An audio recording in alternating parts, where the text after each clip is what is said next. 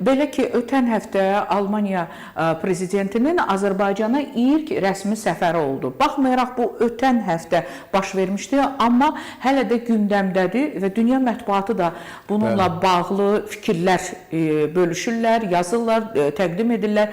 Mən istərdim bir politoloq olaraq, bir professor olaraq, bir millət vəkili olaraq Almaniya prezidentinin Azərbaycana, eyni zamanda Ermənistana olan səfərlərindən danışaq. Təşəkkür edirəm. Bu da vacib suallardan biridir və əvvəla onu qeyd edeyim ki, bu Almaniya Federativ Respublikası Prezidenti Frank-Walter Steinmeierin Azərbaycana prezident statusuna ilk səfəridir. Bəli, bəli. O, Xarici İşlər Naziri işləyib və bu statusda olub. Sonuncu dəfə qeyd edilər ki, 2016-cı ildə, yəni 9 il bundan qabaq Azərbaycan paytaxtında olub.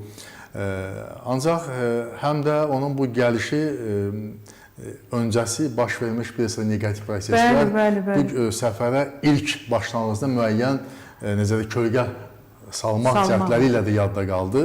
Amma sonraki hadisələr göstərdi ki, Azərbaycanın prinsipial və qətiyyətli mövqeyi öz işini gördü. Belə ki, deməli, Ermənistana səfəri öncəsi Steinmeierin sosial şəbəkədə bu olmayan qondarma, tarixin zibilliyində olan qondarma bir dırnaqarası respublikanın bunlar dırnaqarası bayrağı bir əski parçası deyərdik. Onu reklam eləmişdi, onu qoymuşdu. Bu tamamilə yanlış və siyasi səhv biriydi. Bunu heç bir haqq qazanılma mümkün deyil. Və eyni zamanda bu səfər öncəsi deməli, Almaniyanın televiziyalarının birində Ermənistanın dəstək ruhunda Azərbaycan əleyhinə bir proqramda, bir filmdə göstərmişlər.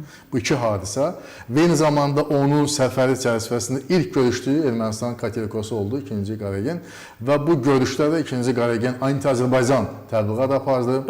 Azərbaycan əleyhinə fikirlər səsləndirdi, bizi ittiham etdi, bizi güya işğalçılıqla ittiham elədi, güya biz həmin o müharibə caniləri ki var, onları bir saxlayırıq, biz onlara qarşı qeyri-insani davranış və s. Bu kimi həqarətli, yanlış, yalan, iftira ilə dolu məlumatlar səsləndirdi və əsas tezisdə bu oldu ki, onlar sülh istəyirlər, biz sülh istəmirik bu istiqamətdə.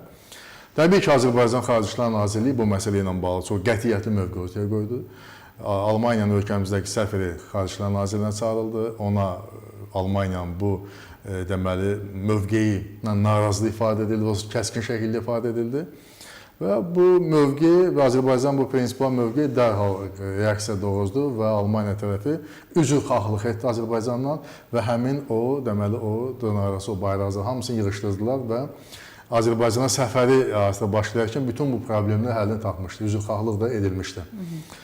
Ən önəmlisi odur ki, Steinmeierin nə qədər Ermənistanda dezinformasiyanı yükləsələr də belə, o Azərbaycan paytaxtında Qarabağ Azərbaycandır, Qarabağ Azərbaycanın tərkib hissəsidir və Almaniya dövləti məhz bu cürdə qəbul edir kimi ifadələr səsləndirir. Bəli, bəli. Və eyni zamanda sülh prosesinə çağırışlar etdi. Sülh prosesindəki indiki irəliləyişləri yüksək dəyərləndirdi, müsbət dəyərləndirdi.